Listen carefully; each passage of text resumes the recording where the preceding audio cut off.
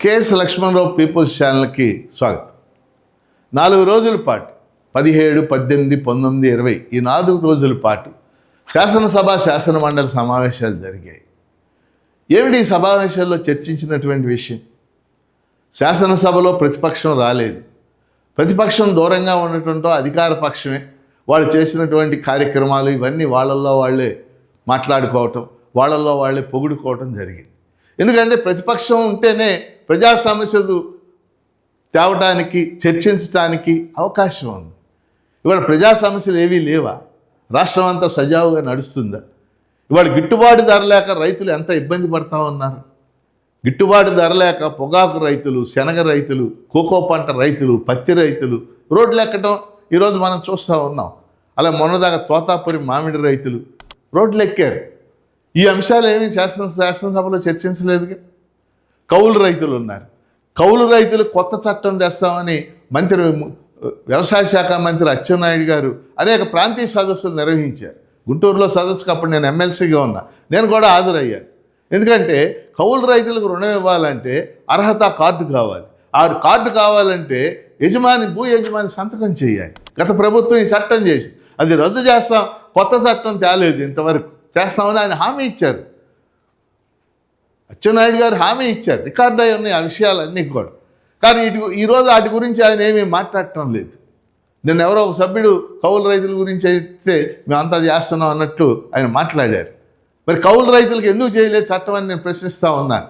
మరి అది మనం మాట్లాడాలి కదా. అదేవిధంగా ఇవాళ ఎల్నినో ప్రభావంతో పెద్ద ఎత్తున సమస్య రాబోతూ ఉంది వాటర్కి.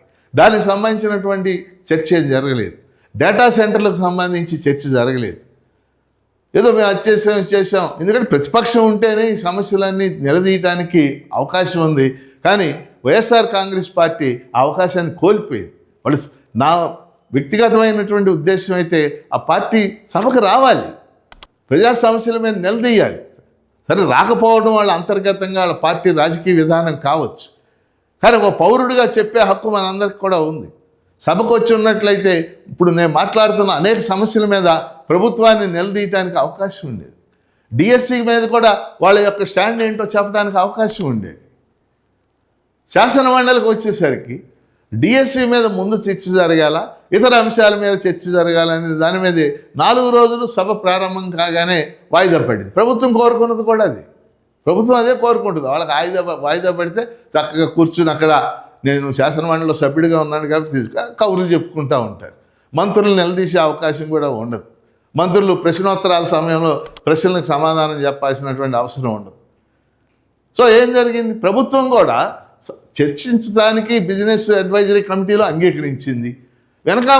ముందే పోనీ అది చర్చించుంటే 3 రోజులు కూడా మిగిలిన సమయం జరిగేది కదా. సో ప్రభుత్వానికి కూడా పెద్ద చర్చించడం ఇంట్రెస్ట్ లేదు. అందుకని శాసనమండలిలో కూడా ఏమీ చర్చ జరగకుండానే వాయిదా పడింది. ఇది ప్రజల యొక్క సమస్యలు. అంటే ఇప్పుడు రాష్ట్రం అంతా సజావుగా ఉందా?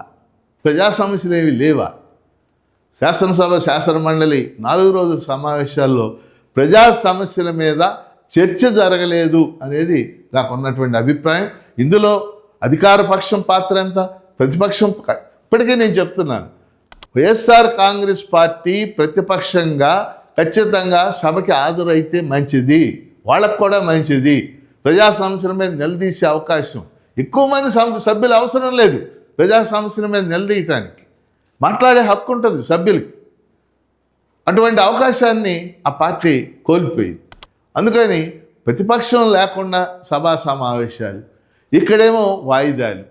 వీటి వల్ల ప్రజలు ఏం ఫీల్ అవుతారు అనేది కూడా పార్టీలు ఆలోచించుకోవాలి. పార్టీ అంతర్గత సమావేశాల్లో కూడా చర్చించుకోవాలి అని కోరుతూ KS Lakshmanarao people's channel subscribe చేయండి, దీన్ని ప్రోత్సహించండి.